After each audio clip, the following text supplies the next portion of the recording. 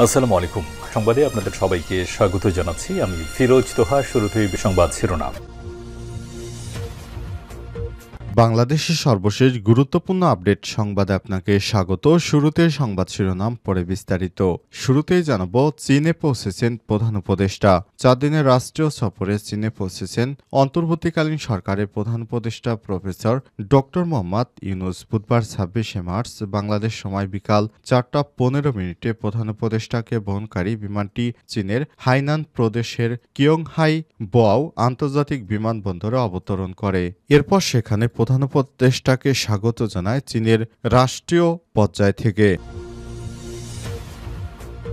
এরপর জানাবো, ঘুষ নেওয়ার অভিযোগে প্রকৌশলীর 5 বছরের কারাদণ্ড।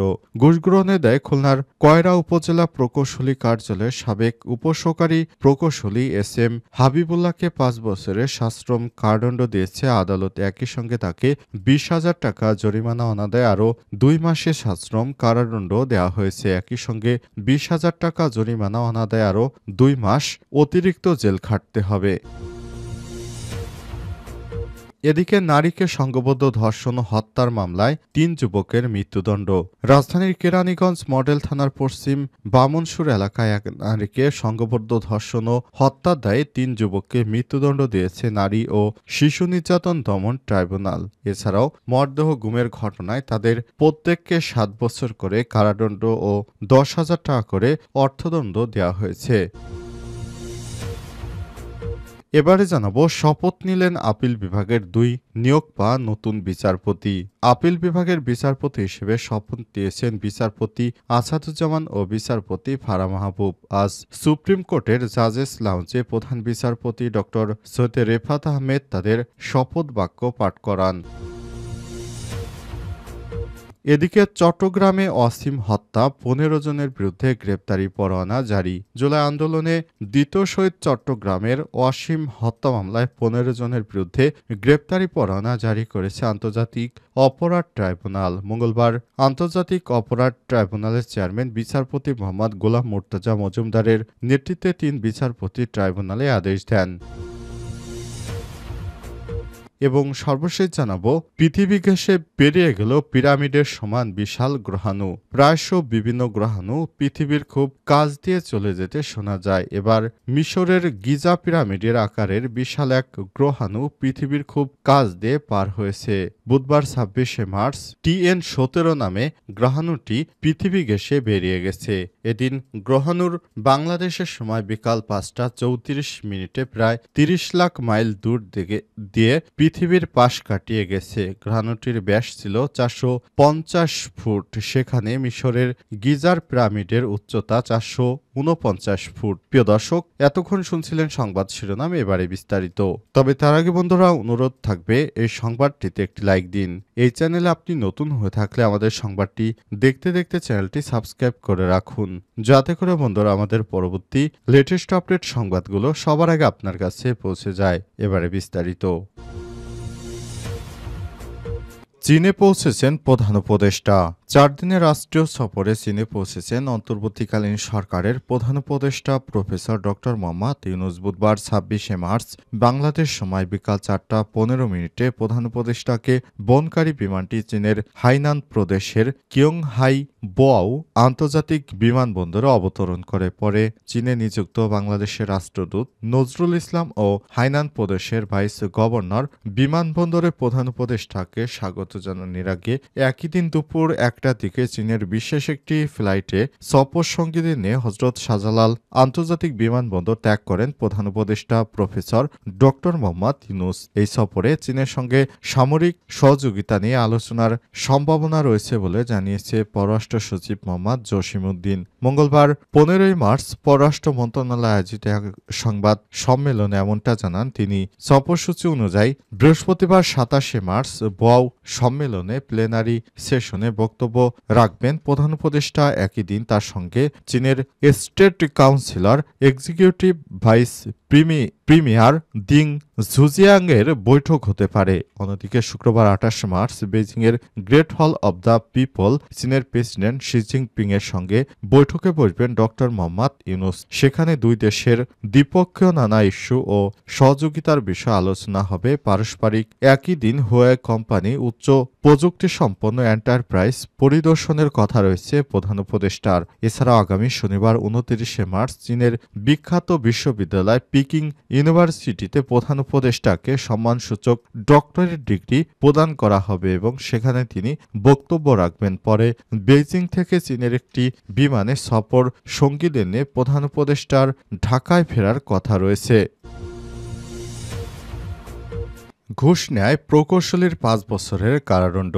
ঘুষ গ্রহণে দেয় খুলনার কয়রা উপজেলা প্রকৌশলীর কার্যালয়ের সাবেক উপসহকারী প্রকৌশলী এস.এম. হাবিবুল্লাহকে ৫ বছরের সশ্রম কারাদণ্ড দিয়েছে আদালত। একই সঙ্গে তাকে ২০,০০০ টাকা জরিমানা অনাদায়ে আরও ২ মাসের সশ্রম কারাদণ্ড দেওয়া হয়েছে।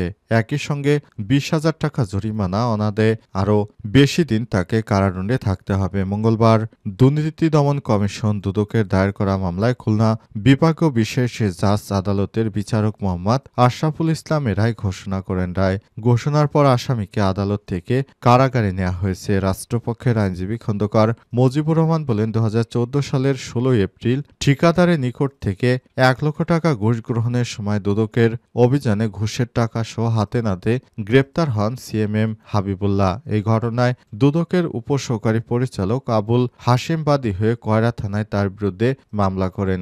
মামলার তদন্ত কর্মকর্তা দুদকের উপসহকারী পরিচালক এস.এম. শামীম ইকবাল ২০১৫ সালের ৩১ আগস্ট এস.এম. হাবিবুল্লাহকে অভিযুক্ত করে আদালতে অভিযোগপত্র দায়ের করেন। এরপর দীর্ঘদিন ধরে তার মামলায় শুনানি হচ্ছিল। শেষ পর্যন্ত ৫ আগস্টে শেখ হাসিনা দেশ ছেড়ে পালিয়ে যাবার পর নতুন বাংলাদেশে এই প্রকৌশলীর শাস্তির নির্দেশ দিয়েছে আদালত। নারীকে সংঘবদ্ধ ধর্ষণ ও হত্যায় ৩ যুবকের মৃত্যুদণ্ড। রাজধানীর কেরানীগঞ্জ মডেল থানার পশ্চিম বামনসুর এলাকায় এক নারীকে সংঘবদ্ধ ধর্ষণ ও হত্যার দায়ে ৩ যুবকের মৃত্যুদণ্ড দিয়েছে নারী ও শিশু নির্যাতন দমন ট্রাইব্যুনাল। এছাড়াও মর্দেহ গুমের ঘটনায় প্রত্যেককে ৭ বছর করে কারাদণ্ড ও ১০,০০০ টাকা করে অর্থদণ্ড দেওয়া হয়েছে। অর্থদণ্ড অনাদায়ে আর ১ বছর বিনাশ্রম কারাদণ্ড দেওয়া হবে তাদের। আজ ঢাকা নারী ও শিশু নির্যাতন দমন ট্রাইব্যুনাল ৪ এর বিচারক মুন্সি মোহাম্মদ মশিউর রহমান এ রায় দিয়েছেন। রায়ে বাদীপক্ষ সন্তুষ্ট হয়েছে। দণ্ডিতরা হলেন কেরানীগঞ্জ মডেল থানাধীন খোলামোড়া গ্রামের কামির উদ্দিনের ছেলে মোহাম্মদ সজীব, ফরিদপুরের ভাঙ্গা উপজেলার খাকান্দা গ্রামের হাসমত আলীর ছেলে মোহাম্মদ রাকিব এবং শরীয়তপুর পালং মডেল থানার মুসলিম মতলবের ছেলে শাওন ওরফে ভ্যালকা শাওন। এদিকে এদিন রায় ঘোষণাকে কেন্দ্র করে এজলাসে বিচারক ও রাষ্ট্রপক্ষের আইনজীবীকে অশালীন ভাষায় গালিগালাজ করে আসামিদের বের করে নেওয়ার সময় সাংবাদিকদের গালিগালাজ ও ক্যামেরা ভাঙচুরের চেষ্টা করে আসামিদের স্বজনরা। বিষয়টি পুলিশের নজরে এলে তারা কঠোর হাতে বিষয়টি দমন করে। বিচারকরা জানিয়েছেন, বাংলাদেশে যদি ধর্ষণের এভাবে সাজা মৃত্যুদণ্ড হয় তাহলে ভবিষ্যতে ধর্ষণ আর থাকবে না।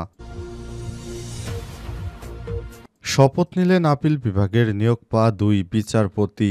আপিল বিভাগের বিচারপতি হিসেবে শপথ নিলেন বিচারপতি আসাদুজ্জামান ও বিচারপতি ফারা মাহবুব। মঙ্গলবার ২৫ মার্চ সকাল ১০:৩০টায় সুপ্রিম কোর্টের জাজেস লাউঞ্জে প্রধান বিচারপতি ড. সৈয়দ রেফাত আহমেদ ও তাদের শপথ বাক্য পাঠ করান। এর আগে গতকাল হাইকোর্টের বিচারপতি এ.কে.এম. আসাদুজ্জামান ও বিচারপতি ফারা মাহবুবকে আপিল বিভাগের বিচারপতি হিসেবে নিয়োগ দেয় রাষ্ট্রপতি। রাষ্ট্রপতির আদেশক্রমে তাদের নিয়োগ দিয়ে প্রজ্ঞাপন জারি করেছে আইন মন্ত্রণালয়। প্রজ্ঞাপনে বলা হয়েছে, গণপ্রজাতন্ত্রী বাংলাদেশের মহামান্য রাষ্ট্রপতি সংবিধানের অনুচ্ছেদ ৯৫ এর দফা ১ এর প্রদত্ত ক্ষমতা বলে বাংলাদেশ সুপ্রিম কোর্টের হাইকোর্ট বিভাগের বিচারক বিচারপতি এ.কে.এম. আসাদুজ্জামান ও বিচারপতি ফারা মাহবুবকে বাংলাদেশ সুপ্রিম কোর্ট আপিল বিভাগের বিচারক পদে নিয়োগ প্রদান করা হয়েছে। এই নিয়োগে শপথ গ্রহণের তারিখ থেকে কার্যকর করা হবে। সুপ্রিম কোর্টের প্রশাসন থেকে বলা হয়েছে, সুপ্রিম জুডিশিয়াল অ্যাপয়েন্টমেন্ট কাউন্সিলের সুপারিশ অনুযায়ী রাষ্ট্রপতি বাংলাদেশের প্রধান বিচারপতির সঙ্গে পরামর্শক্রমে সুপ্রিম কোর্টের হাইকোর্ট বিভাগের ওই দুই বিচারপতিকে আপিল বিভাগের বিচারপতি পদে নিয়োগ দিয়েছেন। তারা সঠিকভাবে বিচার কাজ করলে আশা করা যায় ভবিষ্যতে দেশে সংকট মোকাবেলায় তারা যথেষ্ট ভূমিকা পালন করতে পারবে। তারা দুইজন শপথ নিয়েছেন প্রধান বিচারপতি সৈয়দ রেফাত আহমেদের কাছ থেকে।